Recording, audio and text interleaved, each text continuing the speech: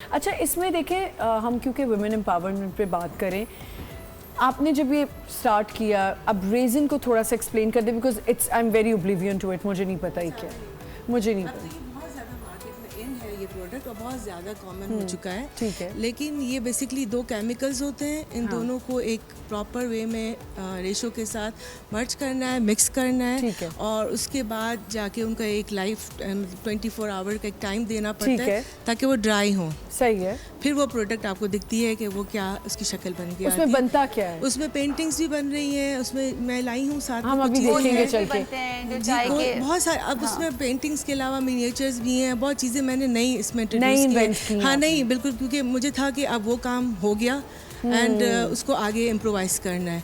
फिर कैंडल में आई। फिर कैंडल में भी मैं सिंपल कैंडल पे नहीं है, जार्स बनते हैं मेरे पास, लेकिन थोड़ा ऐसा डिफरेंट है कि वो आपको यहाँ कहीं नहीं मिलेगा। अच्छा? उसके लिए बहुत वर्किंग भी की है, उसके मोल्ड्स भी खुद प्रिपेयर किए हैं और इस तरह की चीज़ें कि आई थिंक आपको नहीं नज़र आएंगी। कोई चैलेंजेस, क्योंकि ऑब्वियसली हमारा टॉपिक ये है कि वुमेन एम्पावरमेंट, और जब औरत एम्पावर्ड होती है, जब इतनी स्ट्रॉन्ग होती है, इतनी कॉन्फिडेंट होती है, तभी she move forward and she starts doing something. So challenges थे कोई? आई थिंक आपका ये क्वेश्चन में ये है कि स्ट्रॉन्ग वो बाद में होती है जब वो स्टेप लेती है और वो चैलेंजेस पे आती है, एंड जब वो चैलेंजेस को मूव कर रही होती है, क्रॉस कर रही होती है, आफ्टर लाइक एक जर्नी है, उसके बाद आई थिंक आपका एक पोजीशन आती है, now you are strong, like now you are strong. लेकिन जब आप शुरू करते हो डेफिनेटली बहुत चैलेंजेस हैं।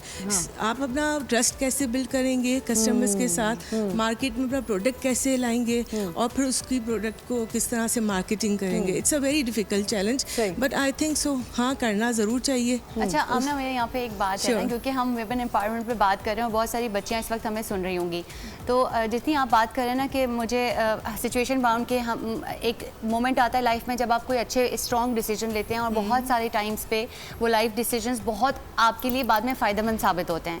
लेकिन इसमें एक चीज़ जो कि जैसे अगर जब if I go back to my times, तो हर बंदे के अंदर ना शुरू में ख्वाहिश बहुत होती है, लेकिन पता नहीं होता, यानी कि समंदर को देखकर आपको चाहत हो कि मैं कूद जाऊं, इसका हरगिज़ ये मतलब नहीं है कि आप कूद जाएं, क्योंकि आपको अगर स्विमिंग नहीं आती तो आप डूब जाएंगे। मोर और लेस यहाँ पर जो हम जब चैलेंजेस की जब आमना बात करी ना, तो एक चीज़ जो हमें बहुत ज़्यादा बच्चियों को इनकरेज करनी है कि अल्टीमेटली हर चीज़ का एक स्किल सेट होता है, ठीक है, exactly. और कहाँ से मिलेगा, कैसे मिलेगा, कॉम्पिटेंस, अगर हम उसको इग्नोर करेंगे ना तो फिर क्या होता है कि इमीडिएटली जब हम बहुत तेज़ी से आगे बढ़ते हैं तो क्या है कि आपने बगैर ड्राइविंग सीखे श्योर आप बढ़ तो गए, लेकिन गाड़ी ठुकी और आपका सारा कॉन्फिडेंस लूज और सारी ज़िंदगी आपने कहा कि अब मुझे ड्राइविंग नहीं करनी। So there is one thing जो कि मुझे आप सबकी स्टोरीज़ में नज़र आ रही है, जो कि शायद मुझे नज़र आ रही है लेकिन हमें बच्चों तक पहुंचानी है, कि आपने कहा कि मैंने बहुत कोशिश की, मैंने सीखा। आपसे पहले भी जो हमारे साथ थी उन्होंने भी कहा कि मैंने फिर ढूंढा और सीखा। अब as an a mentor I must say कि जब हम ख्वाहिश जाहिर करते हैं ना हमें ये करना है, तो एज एन अ बड़ा हमारी कोशिश होनी चाहिए कि हम बच्चे से ये पूछें, हाँ बेटा करो, लेकिन कैसे करोगे।